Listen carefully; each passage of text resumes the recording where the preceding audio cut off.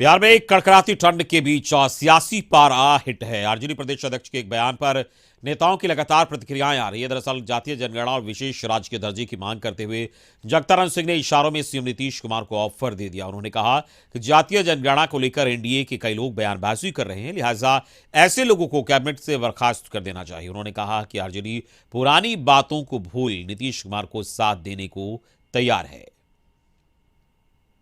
जो आपके इस नेतृत्व जिसका आप कर रहे हैं, जो आपकी इस नीति का समर्थन नहीं कर रहा है, विधानसभा के दिए हुए आदेश और निर्देश को नहीं मान रहा है, आप उनको हटाइए। आप जरा भी तो संकोच मत करिए। इस बिंदु पर राष्ट्रीय जनता दल तेजस्वी जी की तरफ से जो निर्देश मैं आप सबों के सामने और बिहार की जनता के सामने रख रहा हूं, राष्ट्रीय जनता दल बहुत कुछ भूल करके भी इस बिंदु पर जब आप आगे बढ़ेंगे तो आप अपने को अकेला महसूस नहीं करेंगे। विधानसभा का सबसे बड़ा और सशक्त दल और महागठबंधन समर्थन करेगा आपका इस बिंदु पर। तो जातीय जनगणना और विशेष राज्य के दर्जे के मुद्दे पर एक और आरजेडी लगातार साथ देने की बात कह रहा है, वहीं दूसरी ओर उपेंद्र कुशवाहा ने इशारों में कह दिया है कि जातीय जनगणना और विशेष राज्य के दर्जे पर जेडीयू किसी भी हालत में पीछे हटने वाली नहीं है। अब उन लोगों को निर्णय करना है कि वो कितनी दूरी तक चलेंगे, लेकिन सरकार हर हाल में जातीय जनगणना कराने का काम करेगी। जगदानंद सिंह के बयान पर उपेंद्र कुशवाहा ने कहा कि अच्छी बात है, राजद भी दोनों मुद्दे पर साथ है। हम आगे बढ़ेंगे। आगे बढ़ने में किनका साथ मिलता है, किनका नहीं मिलता है, लोगों को निर्णय लेना है कि साथ कुछ दूरी तक लोगों ने दिया है, आगे नहीं देंगे उनका मामला है। हमारा इतना मामला है कि हम इन मुद्दों पर कभी समझौता नहीं करने वाले हैं। जातीय जनगणना होगी, केंद्र की सरकार नहीं कराएगी तो बिहार में निश्चित रूप से जातीय जनगणना होगी। जगता बाबू ने कहा है, फिर से नीतीश कुमार जी के नेतृत्व को स्वीकार किया है, तो इस बात के लिए हम उनका धन्यवाद करते हैं। तो जातीय जनगणना पर उपेंद्र कुशवाहा का ये बयान आया है कि वो जदयू कभी इस मुद्दे पर पीछे नहीं हटने वाली है और अब सहयोगी दल को सोचना है कि वो कितनी दूर तक इनके साथ चलेंगे, और आरजेडी के साथ का भी उन्होंने धन्यवाद दिया है। हमारे साथ ब्यूरो चीफ अशोक मिश्रा जुड़ गए हैं, सीधे इस खबर पर उनके पास चलेंगे। जी अशोक, एक और बिहार में कड़कड़ाती ठंड है और दूसरी ओर सियासी पारा गरमा रहा है और जगदानंद सिंह का बयान आया है, किस तरीके से देखते हैं इसको? राजनीति में न कोई किसी का स्थायी दोस्त होता है, न कोई दुश्मन, लेकिन राजनीति में सहमत का खेल हर समय चलते रहता है। और यही वजह है कि कल तक नीतीश को भरपेट एक तरह से कहिए गाली देने वाले आरजेडी के प्रदेश अध्यक्ष जगदानंद सिंह आज नीतीश के साथ खड़े होने की बात कह रहे हैं। और वो इसलिए कह रहे हैं कि कहीं न कहीं आरजेडी को लगता है कि अगर नीतीश कुमार नहीं चाहेंगे तो जातीय जनगणना को लेकर के जो बात होनी चाहिए वो नहीं हो पाएगी। यानी कि अगर नीतीश कुमार की अपने इच्छा शक्ति का प्रयोग नहीं करेंगे तो बिहार में जातीय जनगणना संभव नहीं है।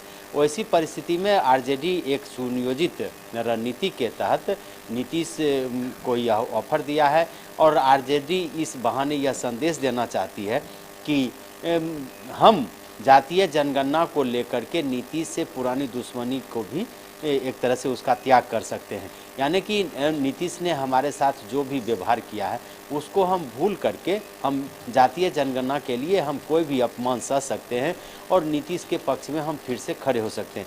इस तरह से आप कह सकते हैं कि नीतीश के पाले में गेंद डाल दिया है आरजेडी ने।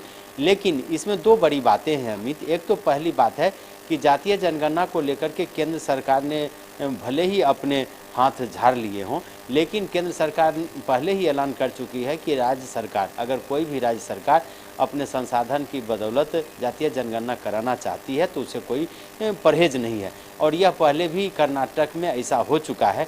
ये अलग बात है कि कर्नाटक में जातीय जनगणना कराए जाने के बावजूद भी उसकी रिपोर्ट अभी तक सार्वजनिक नहीं की गई है। तो ऐसी परिस्थिति में केंद्र सरकार ने जब एक तरह से छूट दे दी है तो फिर नीतीश कुमार की मर्जी पर ही है यह। और आरजेडी जानती है कि नीतीश कुमार राजनीति के माहिर खिलाड़ी हैं। वैसी परिस्थिति में नीतीश की हाँ में भी ना छिपा हुआ है और ना में भी हाँ छिपा हुआ है। तो नीतीश कुमार के प्रति जब तक हम अपना समर्थन जाहिर नहीं करेंगे तो हो सकता है कि नीतीश कुमार आरजेडी की बात को न माने। कहने का अर्थ यह है कि आरजेडी चाहती है कि जो उसके समर्थक हैं, उसके जो वोट बैंकर्स हैं, उसको यह संदेश देना चाहती हैं कि जातीय जनगणना को लेकर के वो किसी हद तक जा सकती है। दूसरी बात, बिहार को विशेष राज्य का दर्जा देने की मांग को लेकर के जो नीतीश कुमार का अभियान चल रहा है, उसमें बीजेपी के जो नेता हैं वो ये भी मानते हैं कि अगर विकास के राज्यों की श्रेणी में अगर बिहार को लाना है तो बिहार को विशेष आर्थिक सहायता यानी कि बिहार को विशेष आर्थिक सहयोग देना जरूरी है। और ऐसी परिस्थिति में केंद्र सरकार भी यह चाहेगी कि यह तोहमत उस पर नहीं लगे कि बिहार के विकास को वह अवरुद्ध करना चाहती है। ऐसी परिस्थिति में आरजेडी ने एक तरह से कही कि पाला नीतीश के गेंद में अपना गेंद नीतीश के पाले में डाला है और अब यह देखना होगा कि नीतीश कुमार इसको बिल्कुल। लेकिन यहाँ एक और सवाल ये है कि जिस तरीके से उपेंद्र कुशवाहा ने ये कहा है कि अब सहयोगी दल को लेकर कि उन्हें देखना होगा कि कितनी दूर तक उन्हें चलना है, और आरजेडी को के दोनों स्टैंड पर साथ होने का स्वागत किया है, तो एक और कदम बढ़कर यह बयान सामने आया है।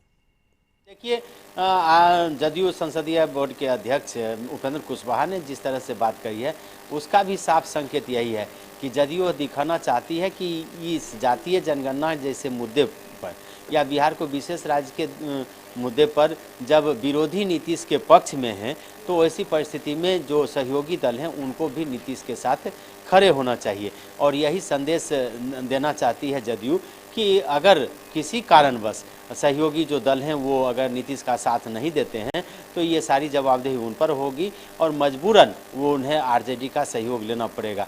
तो एक तरह से कहिए कि ये सियासत है और इसमें अभी कुछ भी कहना थोड़ी हड़बड़ी होगी, लेकिन इतना ज़रूर कह सकते हैं कि इसके बहाने आरजेडी ने नीतीश पर तो अपना दबाव बढ़ाया ही है, अपने सहयोगी दलों पर भी यह दबाव बढ़ाने की कोशिश की है कि वो कभी भी नीतीश के साथ जा सकते हैं। दूसरी तरफ जदयू भी यह चाहती है कि इसी बहाने बीजेपी पर भी दबाव बढ़े और ख़ास करके विशेष राज्य के मामले को लेकर के केंद्र सरकार इसे गंभीरतापूर्वक ले और जो भी चाहे विशेष पैकेज का मामला हो, विशेष सहयोग की बात हो, केंद्र सरकार तुरंत इस पर फैसला ले ताकि ये आने वाले दिनों में जो अभी आर्थिक स्थिति कोरोना के चलते और फिर शराबबंदी के चलते जो बिहार की आर्थिक स्थिति कमज़ोर हुई है उस कमज़ोर से नीतीश भी राहत पा सके, बिहार राहत पा सके। तो नए साल की शुरुआत में ही आरजेडी ने जिस तरह से सियासत की है इसका परिणाम आने वाले दिनों में जरूर दिखेगा, लेकिन इतना जरूर चलिए अब इंतजार करना होगा, देखना होगा आरजेडी के इस सियासत से सियासी सरगर्मी कितनी बढ़ती है। फिलहाल इस पूरी बातचीत के लिए बहुत बहुत शुक्रिया आपका। अशोक शर्मा ब्यूरो चीफ इस वक्त बता रहे थे कि ये बयान बहुत ही अहम है और इस वक्त जो बयान दिया गया है उसके कई मायने निकाले जा रहे हैं और साफ तौर पर खुला ऑफर एक तरीके से मुख्यमंत्री नीतीश कुमार को आरजेडी प्रदेश अध्यक्ष जगदानंद सिंह ने दिया। फिलहाल